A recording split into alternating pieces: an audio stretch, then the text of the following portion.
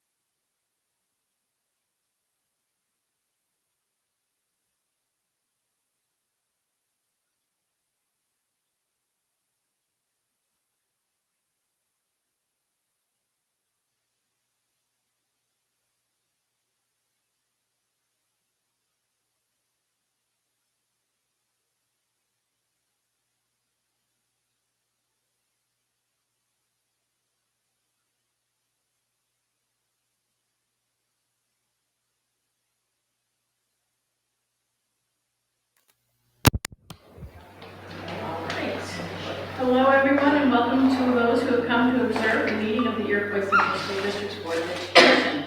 There are 2 periods of recognition of guests listed on the meeting agenda. The first is for comments regarding agenda items. The second is for topics not on the agenda. Speakers may offer comments related to school operations and programs, but the board cannot hear personnel complaints against any individual associated with the school system. Please address these concerns to the appropriate administrator. If you wish to be recognized, please fill out the appropriate form and turn it into our district clerk. As per policy 1514, public participation at board meetings, public comment by district residents is limited to 15 minutes total, unless the board suspends this limit. Each person is given up to 3 minutes in which to address the board. Additionally, no more than 3 people may speak on a single issue or topic, unless the board also waives this limitation. This is a meeting held in public rather than a public meeting, which means we will not be engaging in dialogue with members of the community this evening. District personnel will follow up with you regarding your concerns. Rest assured, we are listening carefully and take seriously what you have to say. Please demonstrate respect by speaking to the issues, sharing ideas and opinions, but not engaging in personal attacks. The board appreciates your willingness to share your concerns and celebrations this evening. Please be advised that this meeting is being live streamed and the recording will be posted on our website. And with that, I'd like to ask everyone to stand for the pledge of allegiance. I pledge allegiance To the flag of the United States of America and to the republic for which it stands, one nation, under God, indivisible, with liberty and justice for all. Okay. And that brings us to our student report. And tonight we have students from the middle school, Christopher Cotton, Maddie Mescal, and Sarah Fredericks. Please come to the podium and share your reports with us. Test, 1, 2. Okay, can you hear me? Yeah. Is it on? Okay. Go ahead. Sorry. Hello, my name is Maddie Mescal, and I'm here to talk about the greatness going on in the middle school. The first topic I will be talking about is the new athletic field. The new athletic field is amazing. Not only does it look better, but it is way easier to take care of. The athletes can play and not worry about rolling an ankle on the uneven ground. When it rains, we will not have to worry about the field flooding. Finally, the bleachers are connected, unlike the bleachers on our old field, so all the students can sit and watch the game together. The second topic I will be talking about is Spirit Week. This year will be the first pep rally in the new gym. Also, it will be the first pep rally in 2 years. The pep rally is a great way to end the week. The athletes that put in lots of hard work get called out during the assembly and get recognized. Dressing up brings the entire school together for the week. The themes this year are Monday Color Day, Tuesday Country Day, Wednesday Pajama Day, Thursday Neon Day, and Friday School Spirit Day. Finally, the pep rally is a great way to end the week and get ready for the Hoco football game. Now, Sarah Fredericks.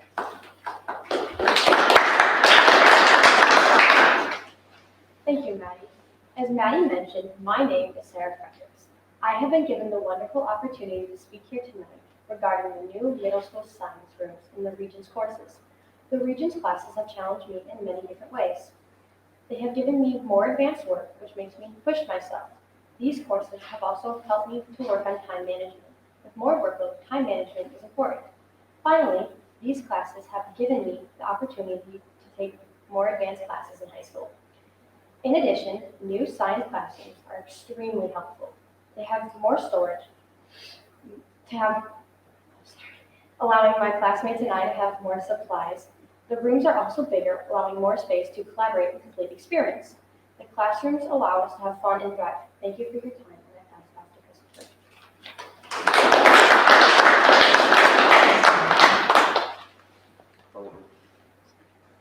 As Eric said, my name is Christopher Cotton. Sorry. You can pull the mic out of there too. Yeah, you're taller, so you're gonna have to help out.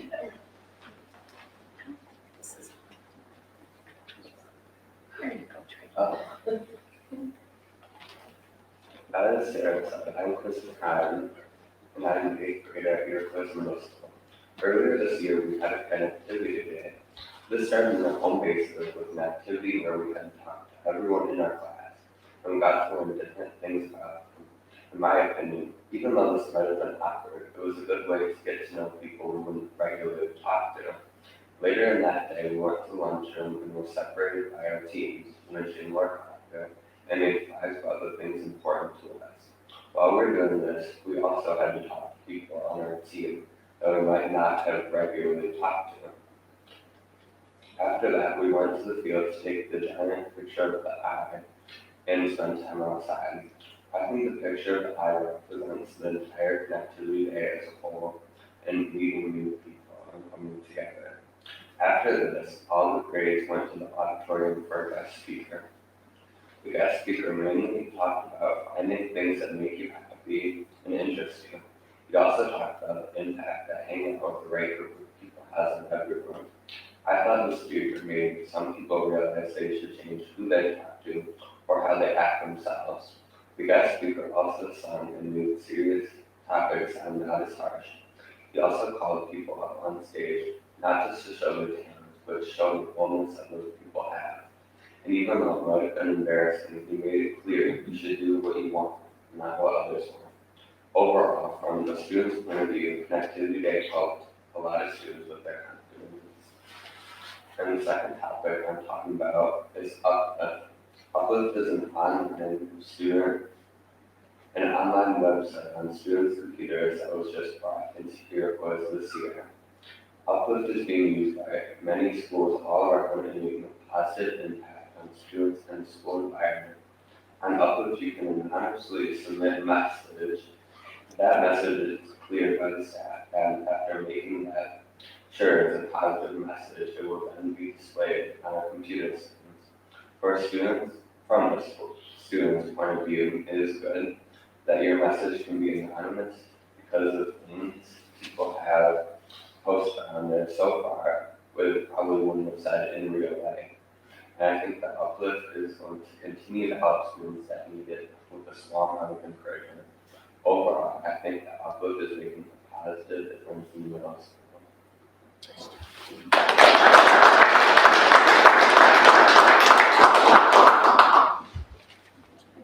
I was going to ask some questions. Oh, go ahead. I So, want to say thank you, but you mentioned. thank you. But first, so I love the uplift. I saw that, but you were saying how, doing that, getting to know each other is a little awkward in the beginning. So my question is, if you have to do that exercise again in the future here, college, first day, wherever, will it be less awkward, or do you think it'll be the same after doing this experience? Yeah, awkward, yeah. I don't know. I think that in a way it's good to be awkward, like in that kind of situation. I think that it will keep happening with new people, but then you'll just get used to it over time. Good. All right, now you have the mic, so I'll ask you a question. So collaboration, how does that help with you in science? Because you said you like the rooms are bigger, you can collaborate better. So what does the collaboration give you that you didn't have before? It helps because there's more seating, so you can move around and talk with different people, and there's room for stations, and you can talk about different things. So instead of talking to the person you're sitting with, you can move to someone who's across the room from you, and then there's higher tables so you can stand instead of just sitting all day. It was really, really nice. Nice, thank you. And since we're talking about talking to people, you mentioned with the bleachers. Did you so have you played on the new field, or have you just been in the bleachers? No, I play volleyball, so I play inside sport, but I have been in the bleachers for the last Friday's game. And I think it's really nice that the student section, we have one designated student section and then one designated parent section. So the parents don't get too frustrated with the students. That the students get frustrated with the parents. But no, I definitely think it's great that all the students are kind of not necessarily forced, but forced to sit together and forced to socialize and cheer on our Iroquois football team when they're dominating on the new field. All right, good, thank you. I never thought of that before with breaking the bleachers of the old bleachers, so thank you for bringing that to my attention. I didn't think of it. I think Maddie is brilliant at playing an indoor sport on Friday tonight. I'm sure your parents appreciate that. Thank you so much, students, for sharing the report about the middle school. It is always nice to hear what's going on. Thank you for changing out the cameras. I didn't know it was after the pajamas. Thank you, board member. Thank you. Thank you, Mr. Chairman. All right, that brings us to item number 6, our board discussion and news we're sharing. Does anyone have news from their schools that they are the masters?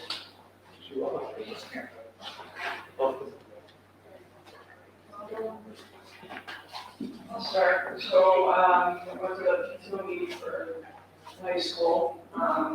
They talked about a bunch of things, from homecoming to the fall events that are coming up. There's a talent show. Yep. Yeah, they call it, and Yeah, there's a talent show, then there's also the high school plays coming up too. oh yeah, what are the reminders? Remember the dates? Early November, you know, high school play kind of, then when you do a lot of the plays. November 3rd and 4th. Or November 3rd and 4th, I'm gonna say the mic's up everyone hears it. Yeah, that's coming up. And the high school is also having that, Sorry, 4th and 5th. 4th and 5th, thank you. the high school is also having that, kids escaping from drugs, the dark side of social media, this coming Tuesday, November 1st. And I think that's open to high school and possibly middle school. But it's gonna be a very good event and a very important topic. And then I went to the back to school dance, in the middle school.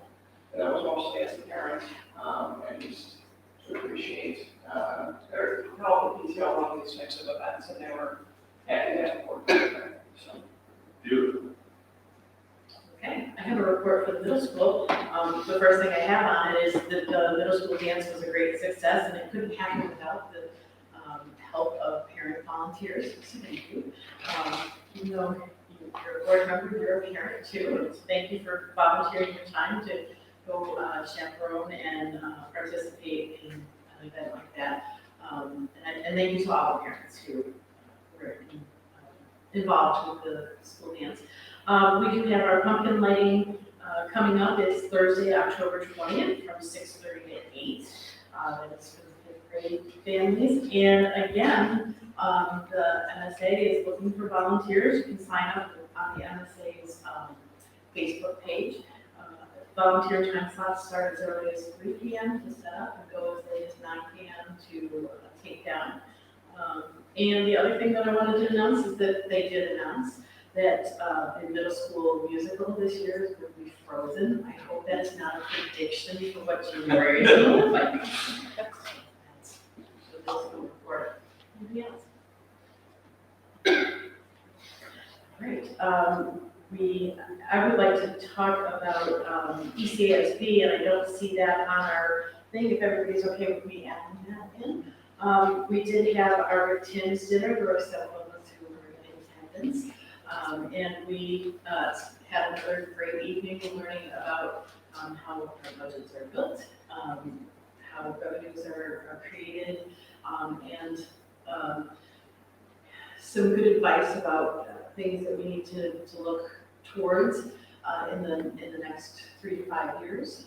And hopefully, I think most of what he talked about, I think we have talked about in our district planning and whatnot, so I think we're on the right track on our You know, I'll look to John, but I'm gonna say all of it, they did in the presentation when I got back, so we could go through it, but the advocacy, the planning, what he recommended, those are all actions we've taken, discussed, and, you know, evaluate what would be the best for your. So, yeah, I kind of walked out of there feeling pretty good about where we stand right now. We also had our student representative dinner, and there were several of us in attendance for that as well. And the guest speaker was our very own Gunnar Hero, so it was nice to see Gunnar again. And there was a report that was sent out, hopefully you had the opportunity to read that, from the executive director, David Lowry, in which he talked about where the idea for the dinner came from and some of the information that we collected at CSD and how that can be used. And at one point, we had all talked about, do we want to have a student representative beyond having students report at our board meetings?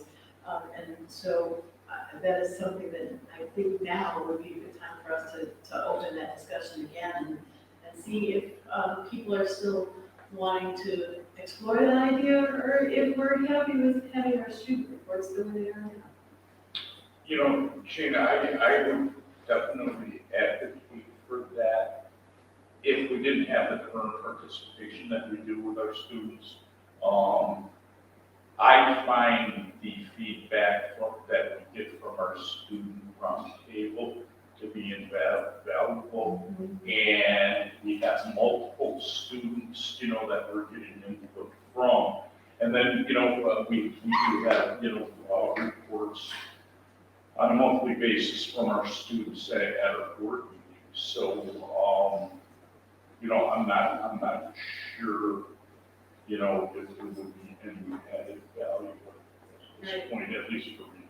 And the board, just so the board remembers, just for new members, we do a roundtable where the board goes, actually now the board goes during the school day, during lunch, and meets with students to hear directly from students who maybe can't come at night. And then, I don't know, 40 students between middle school and high school, we already had last year. At least, yeah. Because we have 2 groups. Two groups, about 12, yeah, so there may be more than that, there are about 2 groups of 15 in high school, about another 15 in middle school. And also you have your student cabinet Yes, I hear from the student cabinet, which I report that sometimes. as well. I generally agree, but I think it would be on certain issues, I think it would be helpful to hear from the students at these meetings, issues that, you know, involve them directly in their opinion. As they come out, I think to have them, you know, at every single meeting as a true student, true student representative would have to beneficial, there's might be a lot of stuff on that they're not interested in. But if you include them at the topics coming up would be beneficial.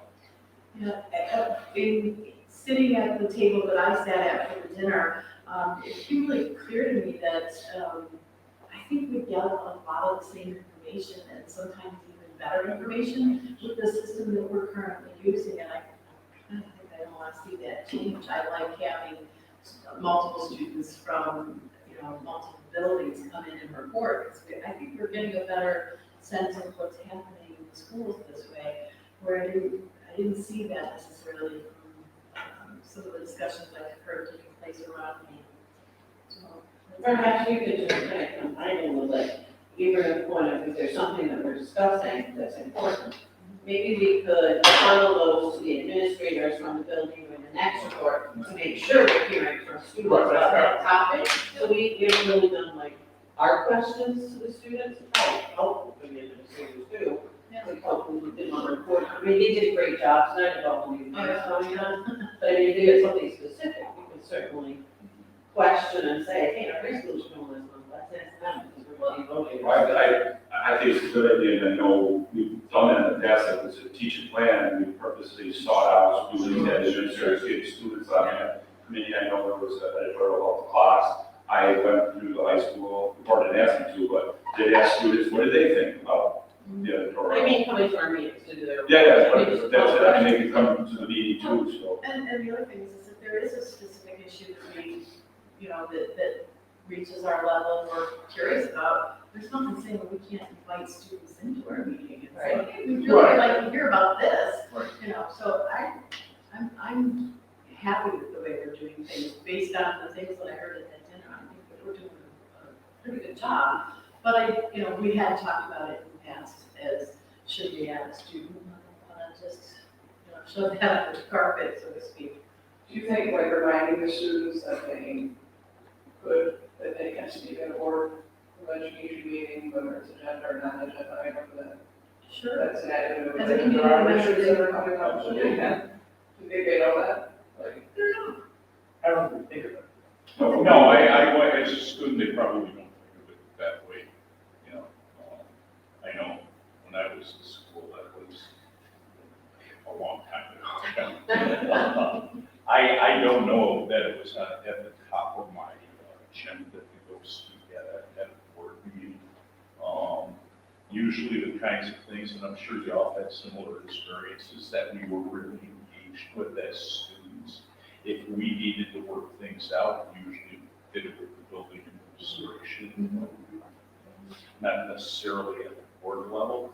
I was a student rep on our board when we were in school here. It wasn't a formal thing, but they were community education, adult education was just gaining traction back at that time.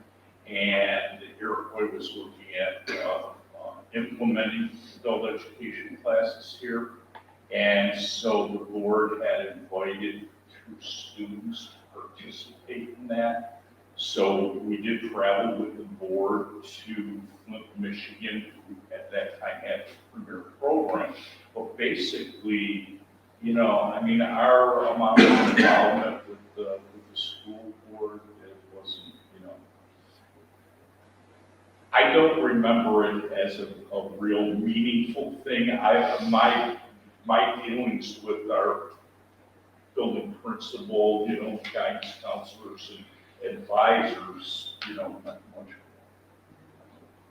Yeah, I guess I was just wondering if they realized that they could come and speak at board meeting. Maybe an issue that We'll they. go over there watching now. Yeah. I mean, say, it certainly, you know, could be a reminder for, you know, social studies, history clubs, you know, Or public speaking. civics, public speaking, exactly.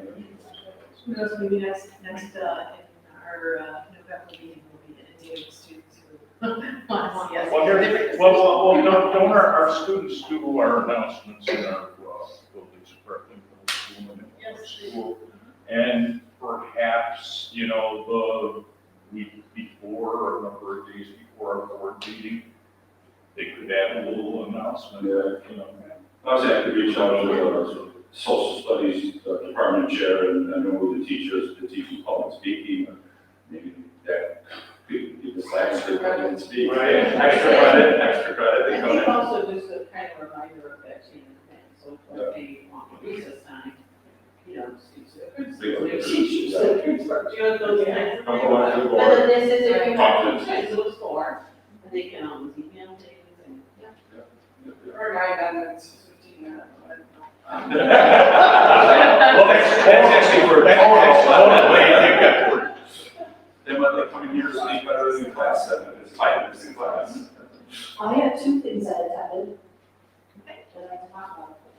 I went first of all to high school open house, which turned out to be a fabulously warm night. I don't know if anybody remembers that night. Everybody was dressed in their suits, the principal and my assistant principal was there, of course she was in a suit, but anyway. It turned out to be a really, really warm, beautiful evening, and it was well attended. I got to meet with all the teachers. I went from station to station. It was very well prepared. Because of the weather, it was attended so well. It was really nice to see everybody. The second thing I went to was the Ormsby Open House. Same thing, it turned out to be a beautiful night, well attended, and it was such a nice presentation because not only did we have representatives from different companies in the area saying that they had openings and trying to get people interested, parents, children, saying, okay, if you, just so you know, these are the openings that we have. People from welding to all kinds of different, that I didn't even know about, that were in this area, different companies. It was really, really nice to see. And then different colleges promoting their programs, which if I would have done that, I wouldn't have known about a couple programs that my daughter would be qualified for, because she's in her senior class right now. So and plus they had food. Of course, they had the culinary arts there, and I think it was the best chicken wing. Students know how to cook. Macaroni and cheese I ever had in my entire life. They had shrimp bisque soup that was homemade with big chunks of, I mean, this was an outstanding thing. And they had bananas foster with the flames and everything. They're like, well, how did they allow that? Well, I mean, it was really awesome. What a nice presentation of the partnership with the Ormsby School. It just was really, really nice. Yeah, we do have a lot of students that attend, that's nice, it's great to hear. Yeah, if I could just add something, and that's a good point, Louise. If any of our board members have not been to BOCES or attended a BOCES open house, I would highly recommend it.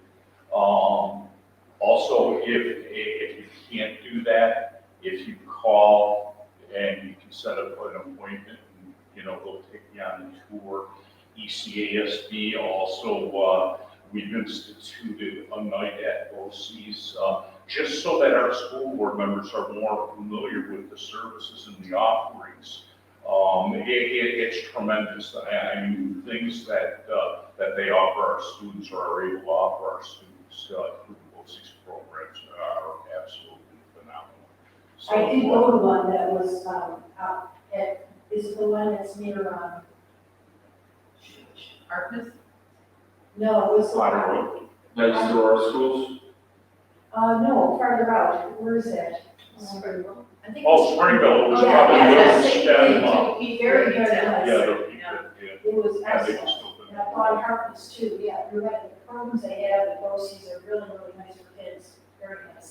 And then, well attended by those companies that are hiring, and they give you information on the positions that are gonna be available, because when you go to college, sometimes you don't even know where you're gonna land, but if you go to BOCES, you have that opportunity right there. All right, you said it. We'll go back to college and career readiness. And it just seems to me that everybody forgot about the career part.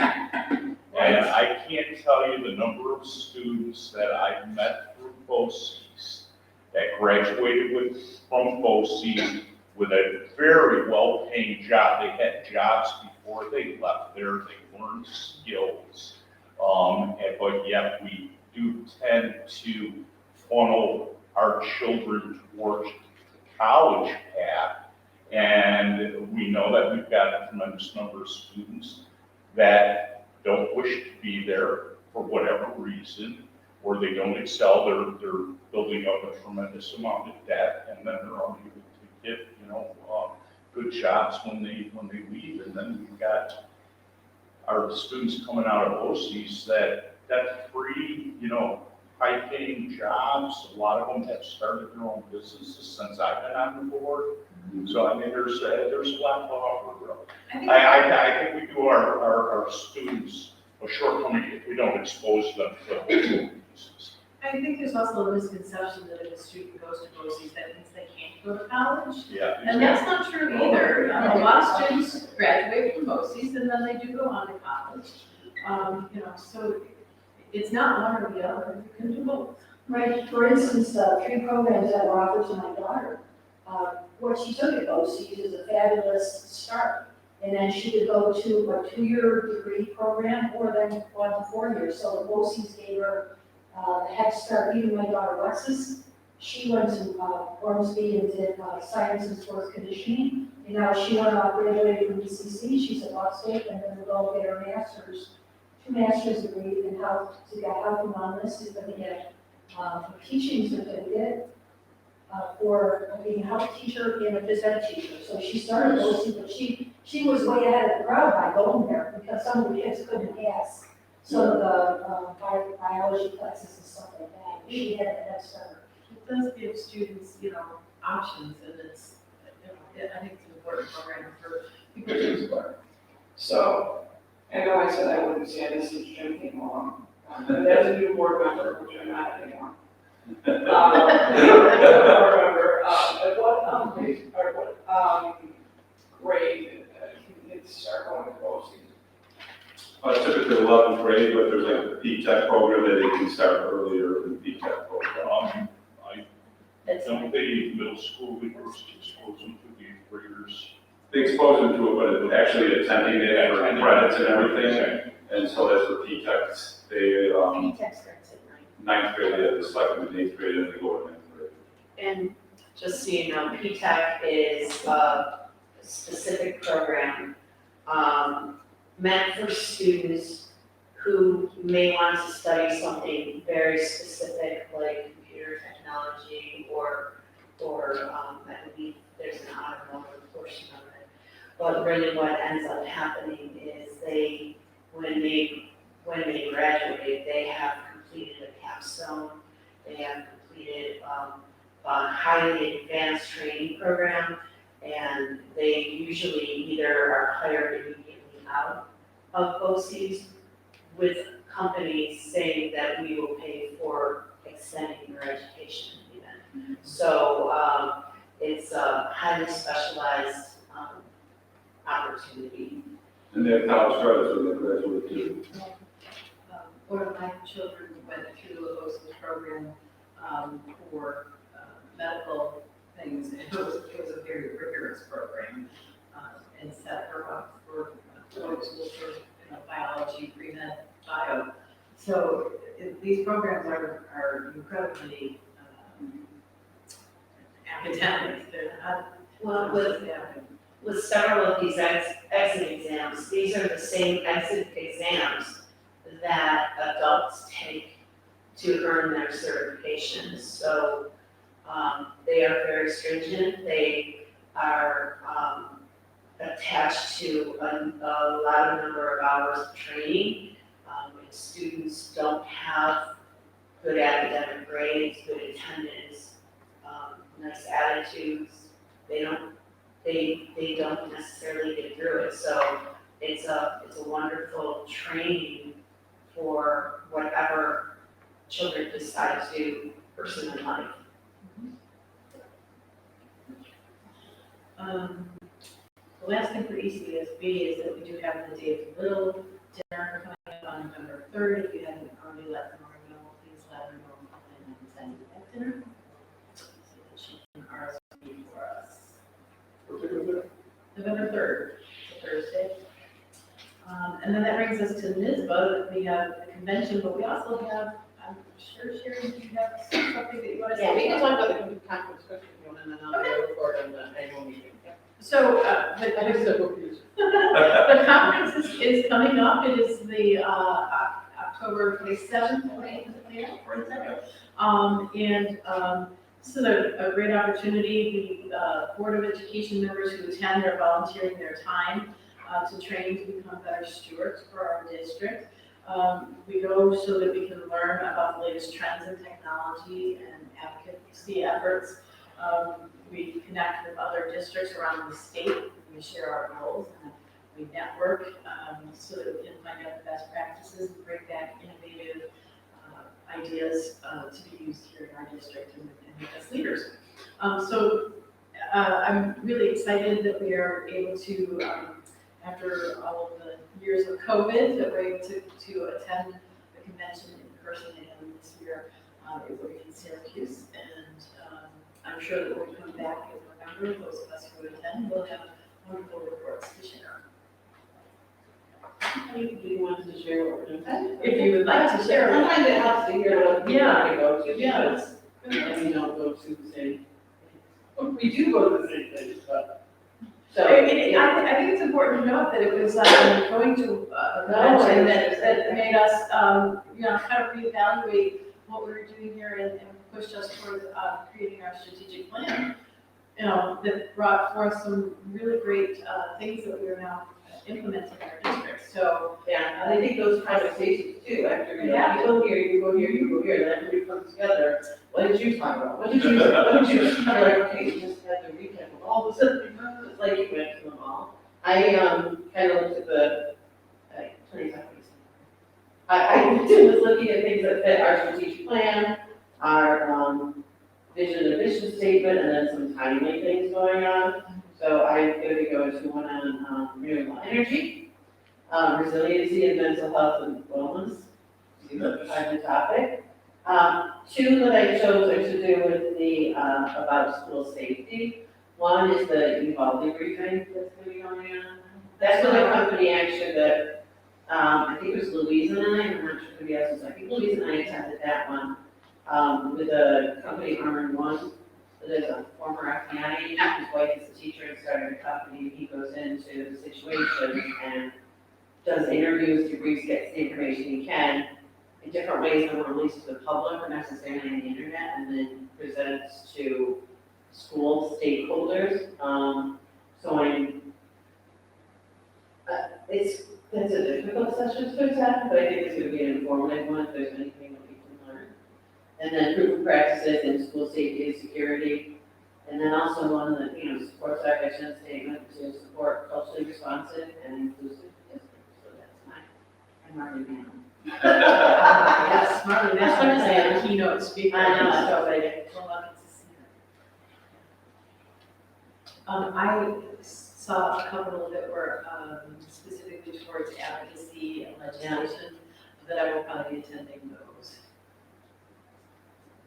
What I decided to attend is not the app on my phone, that's in my car. It is a great app, though. It is a very good app, but not much that they don't have it listed out, that I can find. But a couple of that you were attending, I was also planning to attend in addition to the e-bus. Bus is what I think they want on that Friday. But it was very hard, difficult to pick which sessions, because there's so, it's probably 10 sessions per hour. Oh, yeah. And it was really difficult to kind of choose which ones to go to, so. But I'm excited about the opportunity to go first time. Great. Would you like to talk about that? Yes. So,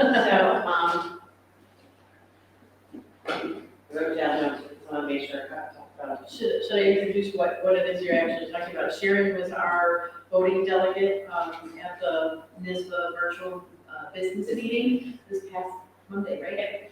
And so she's going to talk about that. Yeah, so there's training for the meeting, there's a lot of reading and prepping and looking at the materials for the meeting. But I did attend all 5 hours, 55 minutes of the virtual meeting, starting at 4. Just so that everybody has an idea of what the process is, it is delegates from all over the state representing all school districts. There were over 300 different districts of people that were represented in the meeting.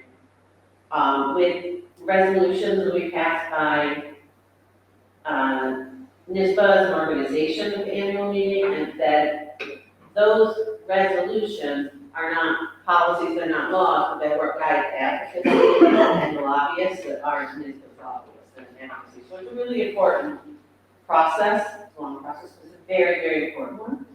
The resolutions are kind of broken into 3 categories. The first ones are resolutions that are, they call sunsetting resolutions, that are existing resolutions that are expiring. So we need to revote on those to see whether they're continued ones. All of those did pass. Also, individual school district can write a resolution and submit that to NISBA. When they do that, it goes into a committee that has representatives from all the different regions that meet, and they look at those resolutions ahead of time and really sort them into 2 categories. One that they recommend voting and discussion on, and a group that they don't recommend action on. The group that they don't recommend action on can still be brought to the floor with a movement and then a second, and then there's a discussion and a vote on it. But they're ones that for some reason, and they issue an explanation of why they didn't recommend it. Some may not be in the lane of the school board, some go against another policy that is, or another resolution NISBA's had, but they give a justification of that. Every single one that they didn't recommend was brought up for vote anyway, by the districts in attendance. So I kind of just try to summarize it for everybody. There were 32 different resolutions recommended. There are 29 of them passed. Some of the most discussed resolutions, just to hear what people were talking about a lot, were, for example, something like resolution for fully funding arts and music in our school.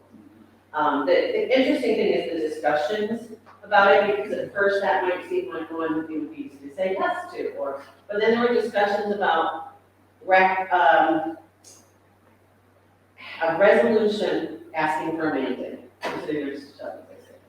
Because there are districts that are concerned that when something becomes a mandate, it will become an unfunded mandate, which may be crippling to some schools that are struggling financially.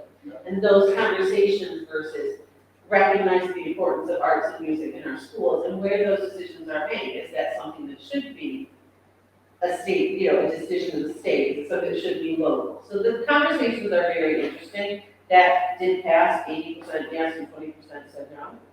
Another one was, that had a lot of discussion, was a cap on the amount of time that employees had paid leave, waiting time for 30, 20 days.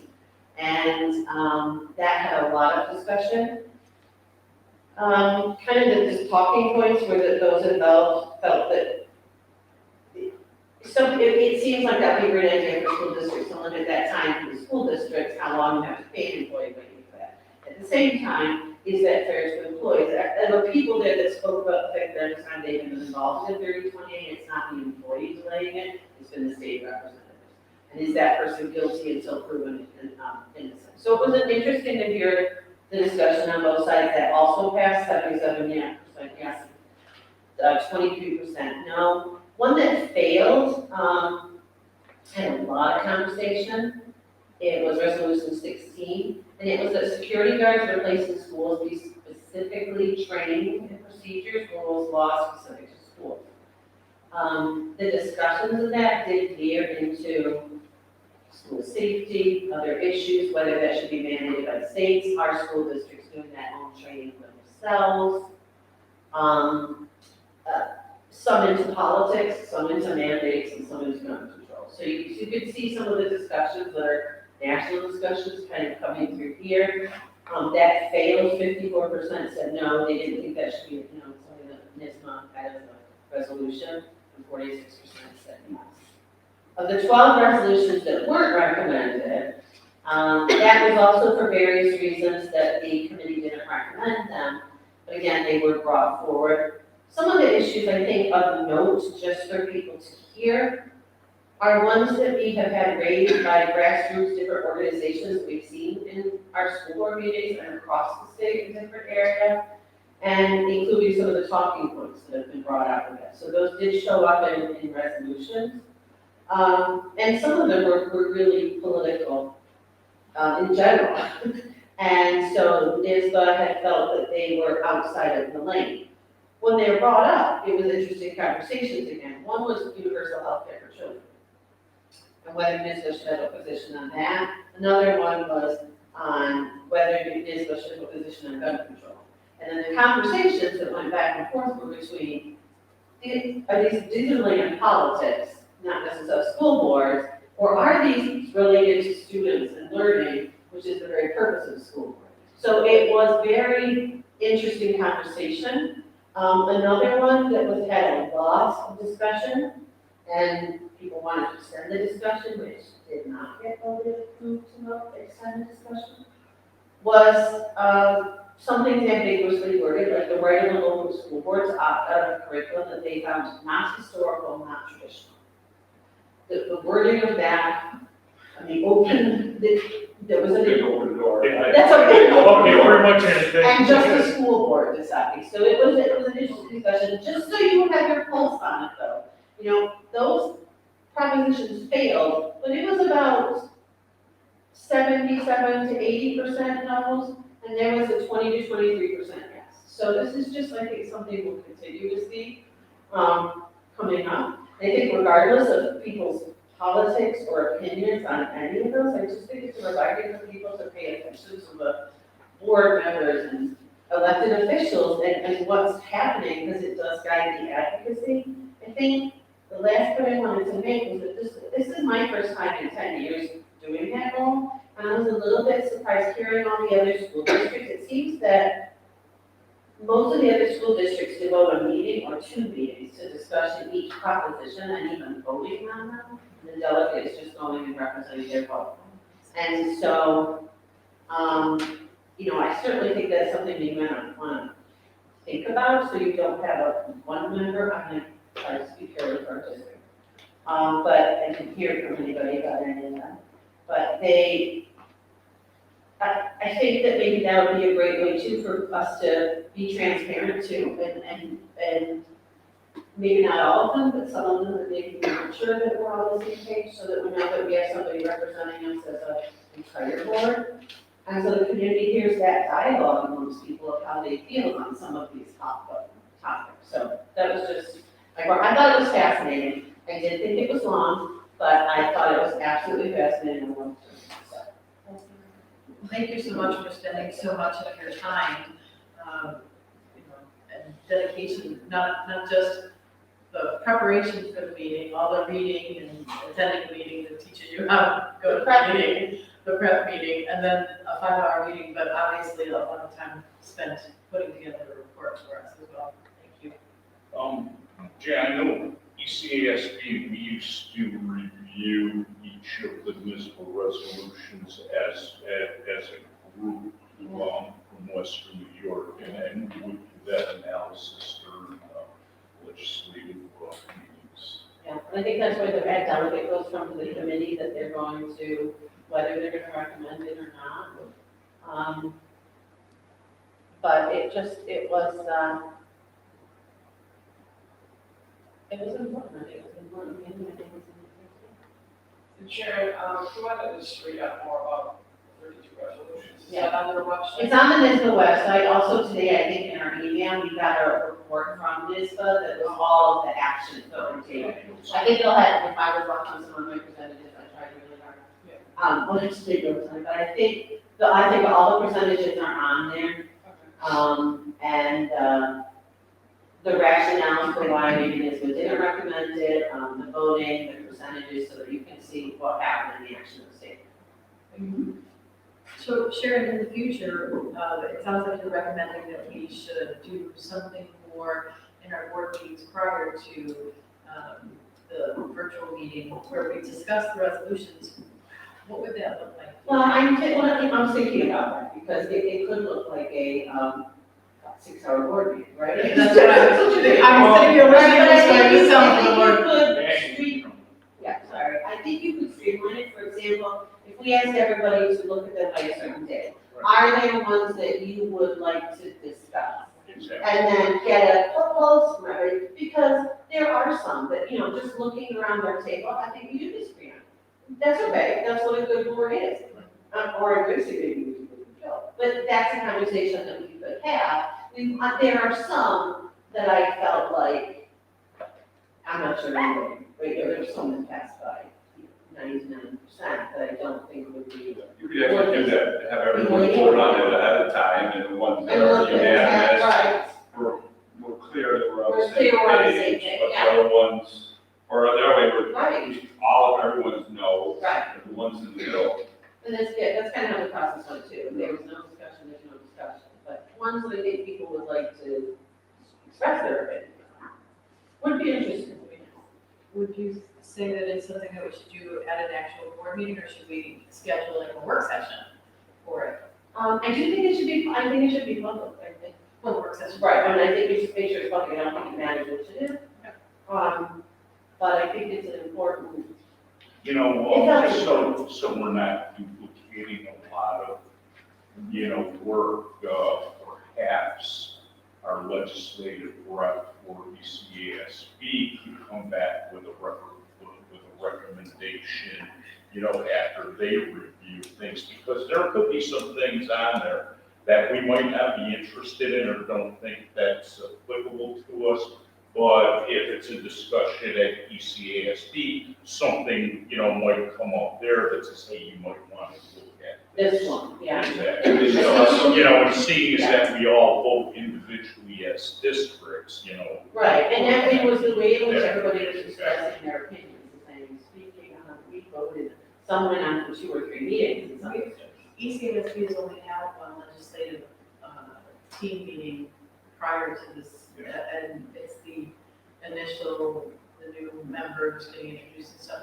So this was not discussed at the first legislative team meeting, and the next one is on Thursday, tomorrow. and it's already, It's already done. yeah, we really, Well, maybe this is we something, did it as soon as NISBA put the list of resolutions out there and the resolutions, and they always, when they put them out there, whether, NISBA is for or against it, and the reasoning, for it. And there seem to be some school districts who have suggested that wrong. And they're thinking, were there any things over the last 10 years that we, just thinking what would we would. I think understanding what it is, understanding how powerful it is for advocacy and lobbyists, they have recorded the meeting, they are listening to the meeting. this is where the votes are, this is where the numbers are, this is guiding action. I think it's important. Is there something in NISBA that they, like a workshop or a training that they could offer to school districts? I don't know that you would need to, I mean, I think they're written really, this is what people want for this district. This is. Oh, I meant like what if you does. you're saying if we want, is there something that we could have put forward over the last 10 years, like a training for writing something like that would then appear? I mean, I think they're like the resolutions that we have. I don't think they're any different. No, it's not. No. Thank you again, Chair, and all of your time and effort. I appreciate that. Anything else for board discussion?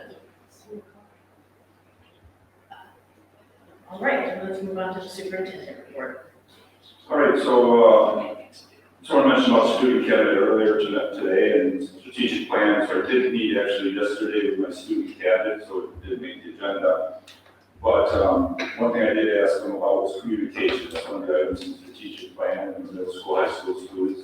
I asked how they thought that was going to get information from teachers. And in the middle school, they had very high ratings, 9 out of 10 was like. So I thought that was very comforting. They said it posted, and I asked the high school the same question, and they asked me, it's the biggest thing which would make theirs lower, I'll say 6 out of 7 out of 10, was having grades and that posted on the parent portal, which also the parents look at. So I've already gone over to the high school principal, had them look into that, looking into the postings, so how often they're out there. And we expect there to be grades updated every 2 weeks. Did talk to the union with Dave on that, and you can convert to that's really what they believe the expectation is too. We're going to be researching and seeing what's going on there to go through that. The next thing I have on here is response to last month's public comments. There weren't any, so I don't have anything to report back. The new field grand opening, I felt terrible of the weather that day after all the planning was going on. Right, moving our shit, though. Yes, they did take from what I'm hearing, they took a picture of how I helped that engineer the Blue Nard so it wouldn't blow over, and that'll be part of my evaluation, and I guess that's something I'm going to improve for next year. Hopefully it'll be on a less windy day and I'll do better. But with that, first kudos to the athletic department, for the AD and her assistant for getting it all planned and put together. I think it went very well. It was well planned. And for the weather, I thought it was very well attended for the weather. A lot of the athletes came out. It was part of the thing where they showed their skills and they worked with younger children on their skills. And so I think it was a really nice, well done time. And with what we had there, the one student spoke from the middle school about it. I was very nice, and what I liked most is parents were able to walk out on the field, feel what it was like, walk on the track, feel the difference, and so on. So that was great. And thank you for coming and cutting the ribbon and getting that done for the newspaper. So now, I guess the good part is everyone else is going to talk about me for a while. So the curriculum update, Mary Jo, if you want to give an update on the curriculum. Sure. I have a few things, and we were joking that I'm actually probably going to talk longer than Doug usually does, so sorry. So according to our strategic plan, student experience, this is where we've been concentrating a great deal on the past few months. And just to review from last month's meeting, the website has been updated to include a curriculum page that, as part of one of our goals, was to increase understanding about what MTSS is. And so on that curriculum page is the beginning of our MTSS work. It gives some foundational information, and then it also has information on the assessments, iReady, Ames Web, and Panorama. And as requested, we posted the Panorama questions, so anyone who would like to view them can. I did hear from the high school that they are looking to update the panorama questions. So once those are updated, I will change them and update them on the web. Secondly, we have been working really, really closely with our literacy TOSAs, Michelle and Lori, and they have already begun working with teachers in every one of our schools. At the primary levels, they've been doing introductions to the science of reading, giving presentations about the importance of the foundational skills for reading and literacy. And then secondly, at the secondary level, they have begun presenting and working with teachers on vocabulary and morphology to help in reading comprehension. That work is going to be expanded. I know that in the high school, the 9th grade students will be taking iReady, and they will be, excuse me, participating in MTSS, so there are teachers there that need some additional support, and so Lori and Michelle will be helping out as well. What is that abbreviation? MTSS, multi-tiered support services.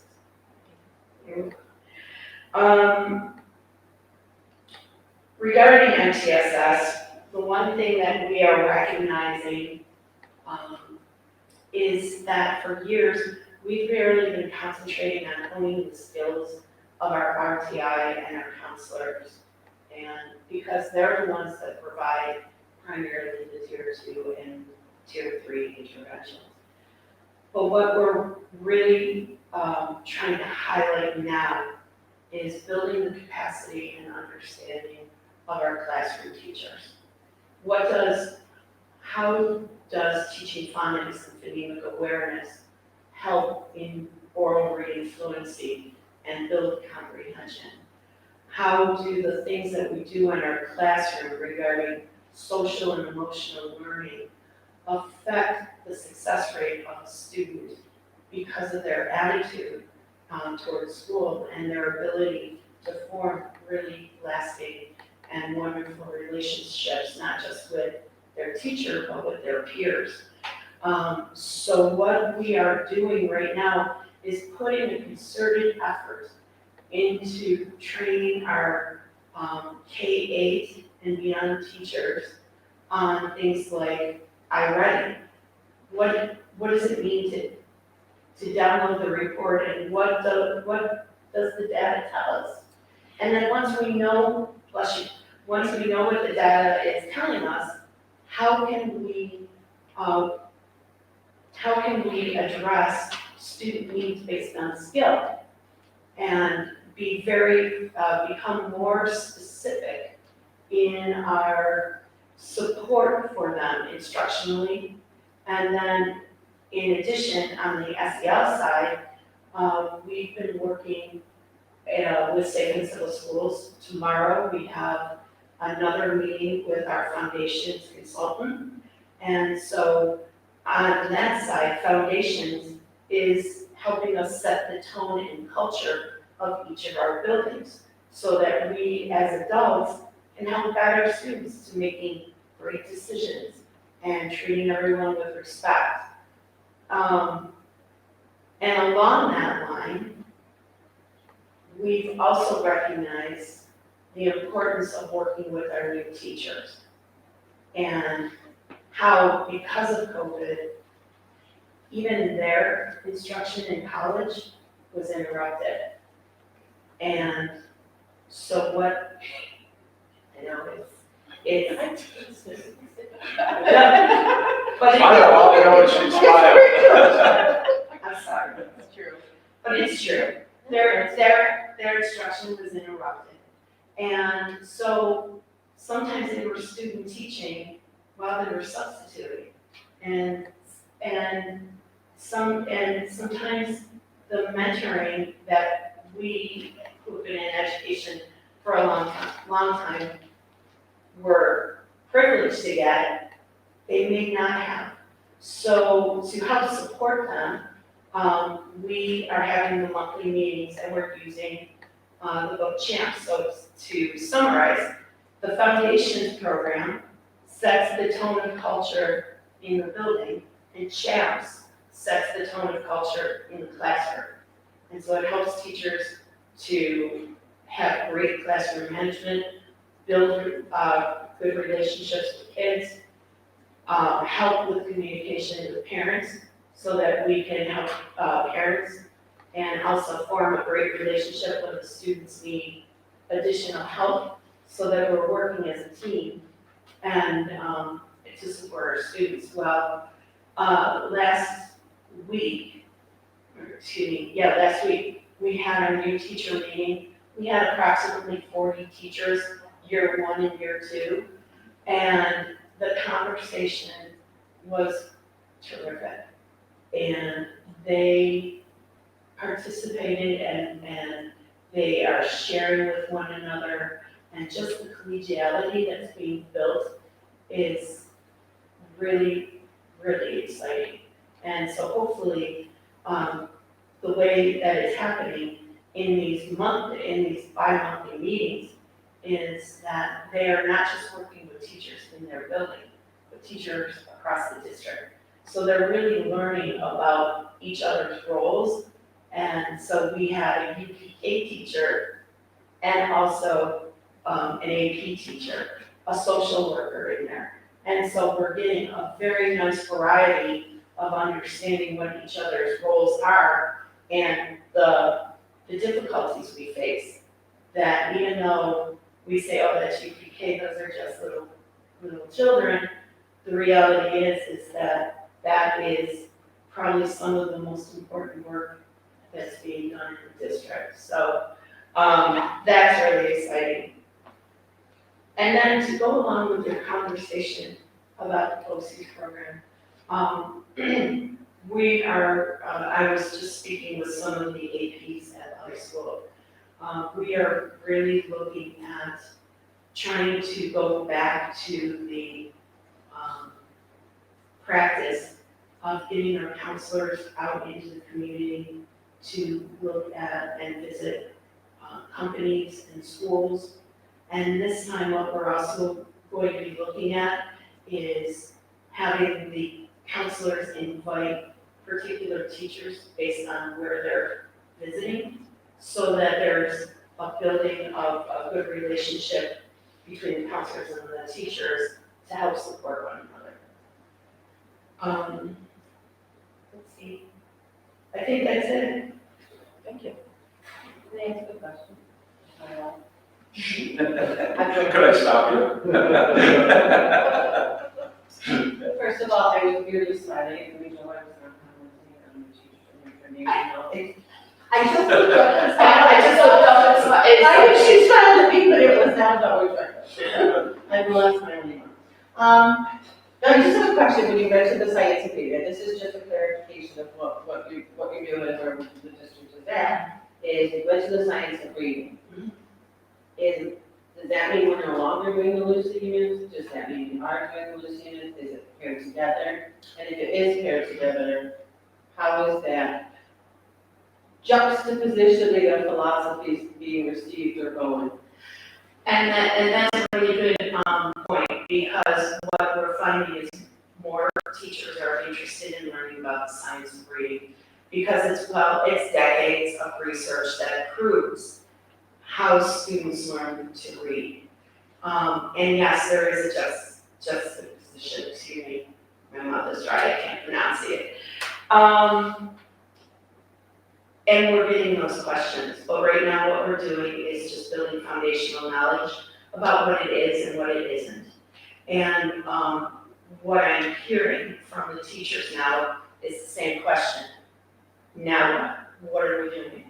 How is this affecting? So what I'm planning is I haven't put it in stone yet, so I'm not going to announce the date, but it'll be soon, where I'm going to invite anyone any teacher who wants to be involved in that conversation, to start having the conversations of what does this mean for our district? So it's not a total shift, you're building knowledge. We're building knowledge, and then everyone is going to be, who wants to be involved in the conversation, will be involved in the conversation. And even Lucy, we were we're working in different domains and then with information. And it's a great timing for it because the buildings are looking at, teams are getting together, looking at where students are having, there's concerns with how students are performing as a group, not individual students, but, how is the third grade doing? Because then where does the focus and shift, and where does the additional support have to come after COVID? And really, I ask because these are not Iroquois justices, these are discussions Oh, everywhere, these are everywhere discussions because of the juxtaposition. Thank you, that's a great word. And, The word of the day. The knowledge. but what we are realizing is, for various reasons, not just COVID, but for various reasons, we need to reflect on our practices to support our students. Thank you. It wasn't longer than I thought, but. It wasn't. No, it was very good. So I'll move on to John now, so thank you for that, Mary Jo. Just to make sure that everyone's aware of where we are, because we do put out for a vote buying buses. John has an update on where we are with that. Yes, every year at the budget vote in May, there's Proposition 1 is our general fund budget, and Proposition 2 is typically, many years since our bus purchase, and that's separate from the general fund.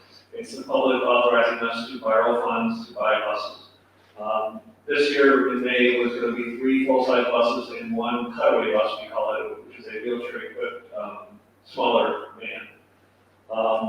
The good news is the 3 buses, the full-size buses are going to be purchased. The company honored their quote that they gave us they gave us quotes back in March, April for those buses, and then the vote happens, and then they typically, in a normal year, hold those prices, and we buy the buses, and we get them in October, November.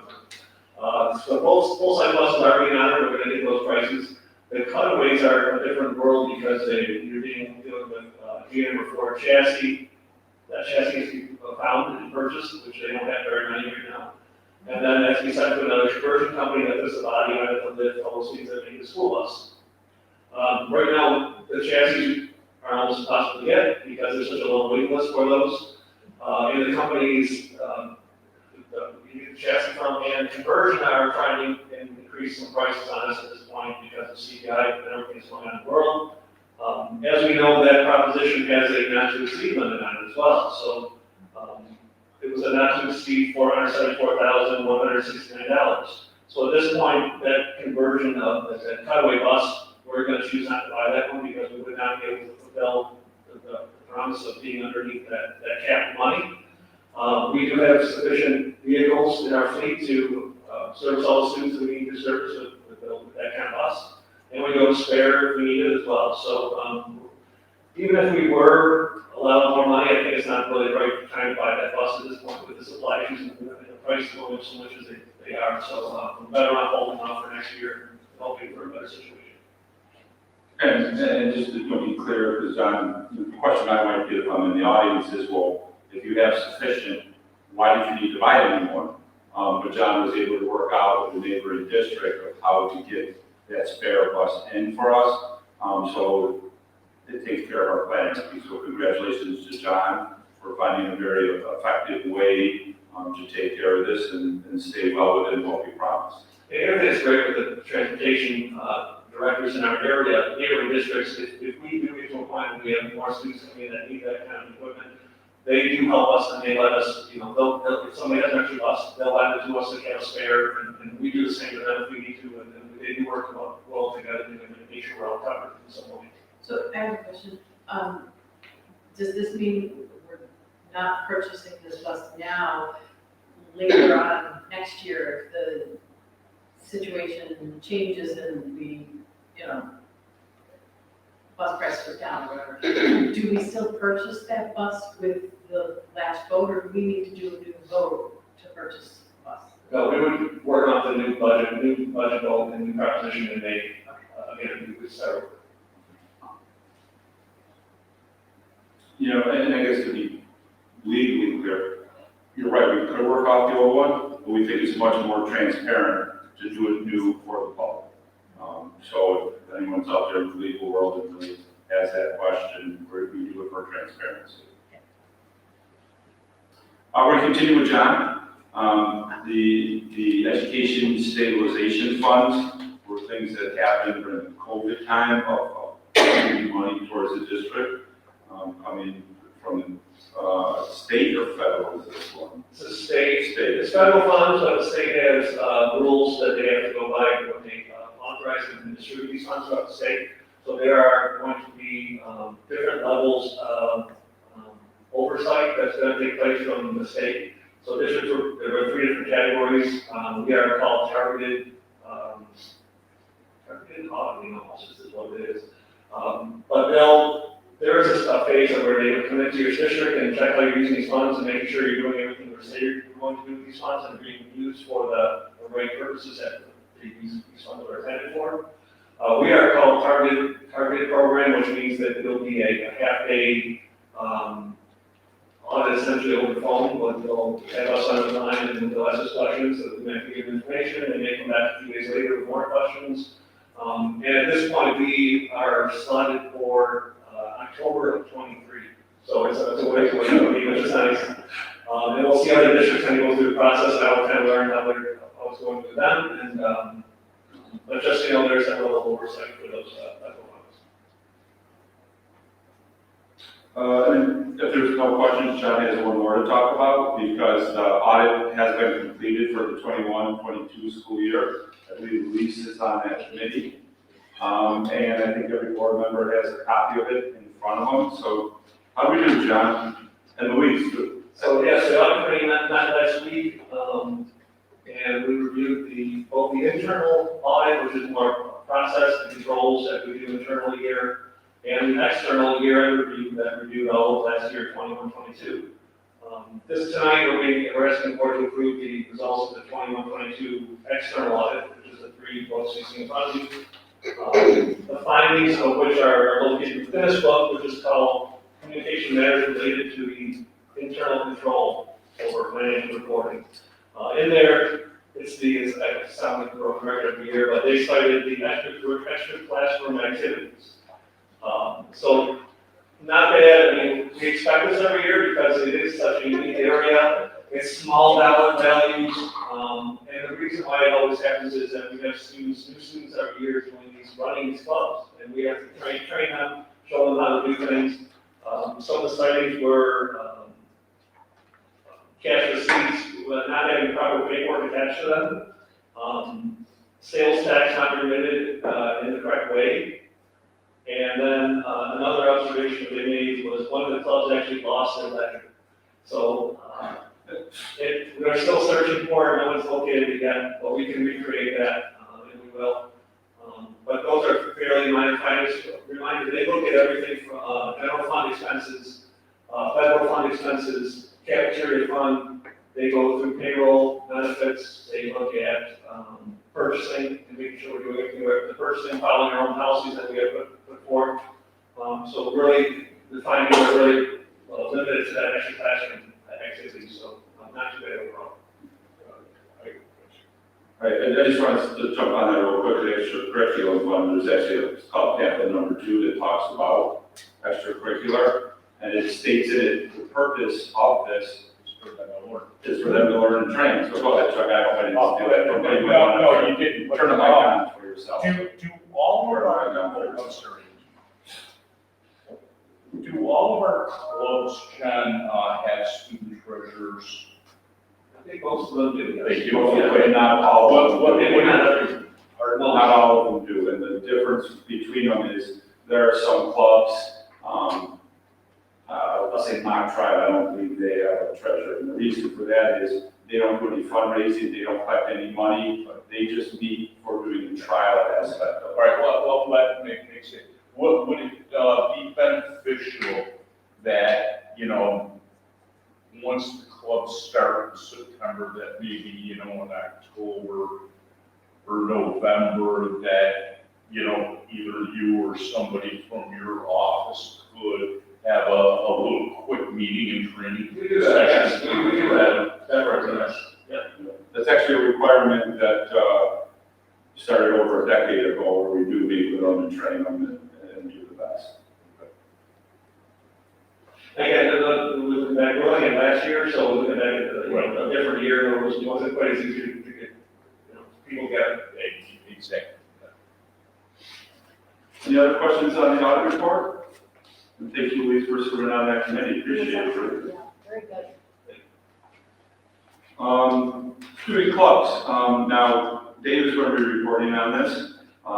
It also falls under student experience and our strategic plan, which Mary Jo is overseeing. So he's, as HR, has been doing some work with it, so I don't want to take anything away from Mary Jo and what she's doing too. But go ahead, Dave, what have you done? And that's exactly what I was gonna add. Mary Jo's done a lot of work on this and student experience in the club, so I'm kind of on the back end helping out with things. And so part of what I was doing was looking at all our clubs, reaching out to them, pulling information from them, gathering information from them as far as, how many students they have, how many times they need, kind of looking at those clubs that a lot of kids are really gravitating towards. As part of what we plan on with the strategic plan is evaluating the clubs. But to add to that layer, we've also really drilled down to the elementary, the primary buildings, and there's been a lot of talk, a lot of push to get clubs going even more in those buildings. So reaching out to those principals and reaching out to their staff and faculty to get those clubs going as well. So we've given them some time to kind of get some feedback and get that information to their building administrators and bring that to them, and we can start moving forward with that. So adding more for the kids to be able to experience, get involved, especially the lower ones, which is great. Thank you for that. Does anyone have any questions? So last thing I have is recognition. So first, what I'd like to recognize is the Board of Education. So you do have something that we have for you. You've got to thank Nora for a great job for getting that together. And I think her goal is to keep you warm with the weather changing over there on the new field. So everyone can recognize you now and you're all walking around identical. We're wearing it at homecoming. Thank you.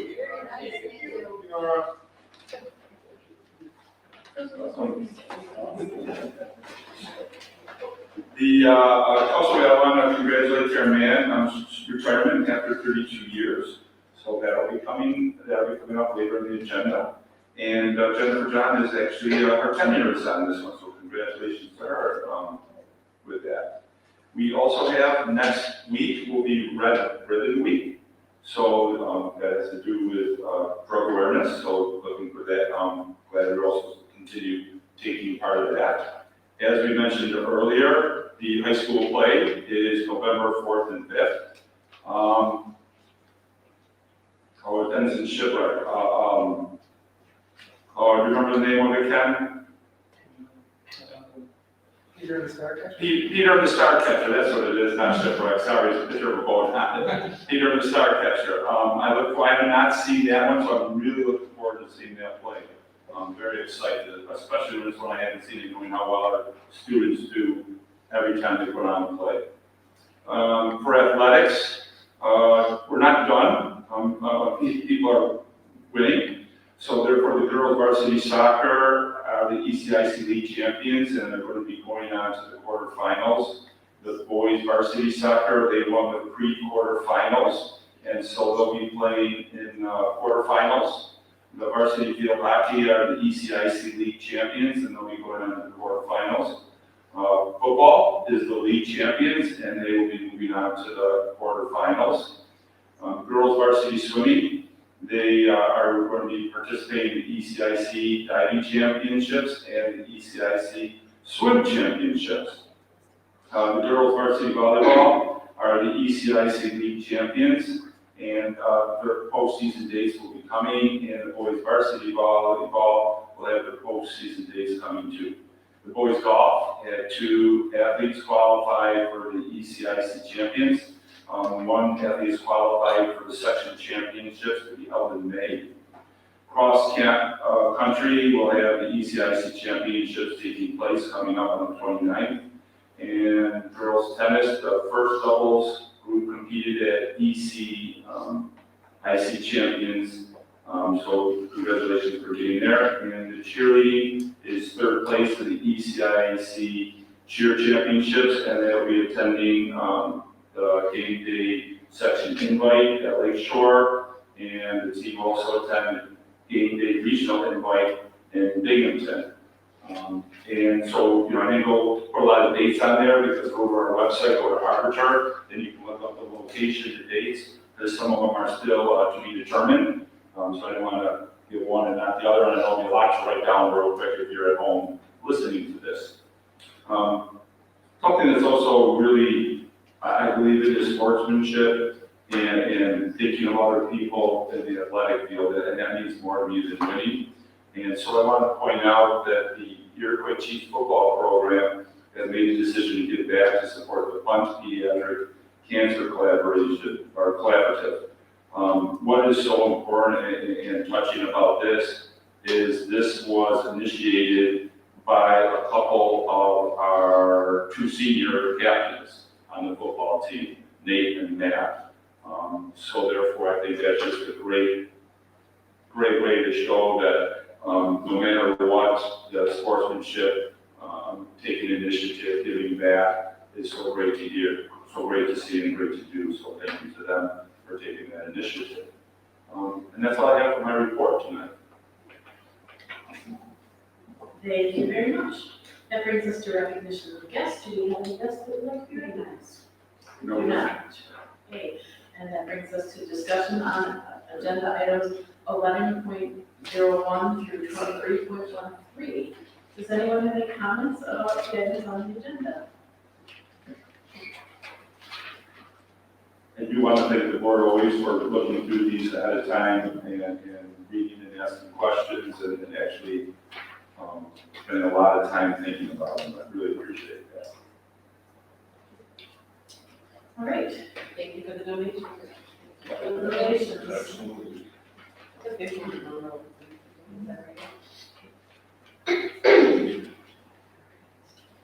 Then, is there a request to withdraw any items from the consensus agenda? Is there a request to add any items to our consensus agenda? And I have a motion to approve the consensus agenda at items 11.0.01 through 23.07. Just take that down here. Is it 07 or is it?